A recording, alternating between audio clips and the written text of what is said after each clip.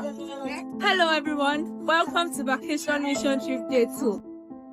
Day 2 of VMT began with morning devotions across the hostels. At the female hostel, the theme Gatekeeping came alive, teaching spiritual vigilance and the difference between a gatekeeper, an intercessor, and a watchman. The morning crusade followed, led by Pastor Joseph Olajimi, who spoke passionately on gatekeepers from the book of Daniel.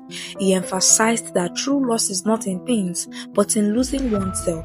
His words, "The greatest loss is you, not anything you lost," lingered long after the session ended.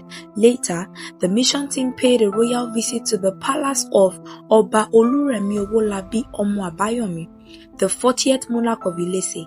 The king warmly received the theme, shared the rich history of his kingdom, and testified of God's transforming work in Ilese. To honor him, the security unit held a brief parade inside the palace grounds, a beautiful moment that blended reverence and joy. Thereafter, another delegation from the media and documentation units, alongside some ministers of God, visited the Ijebu local government headquarters, where officials welcomed them with prayers and pledged their support for the mission's vision. Back at camp, participants received a short charge before breaking into departmental trainings: music, prayer, children's ministry, technical, evangelism, and others, each group equipping the body of Christ for greater impact. Coaching classes for secondary school students also continued alongside, ensuring holistic growth. The evening crusade at Owode was the highlight of the day.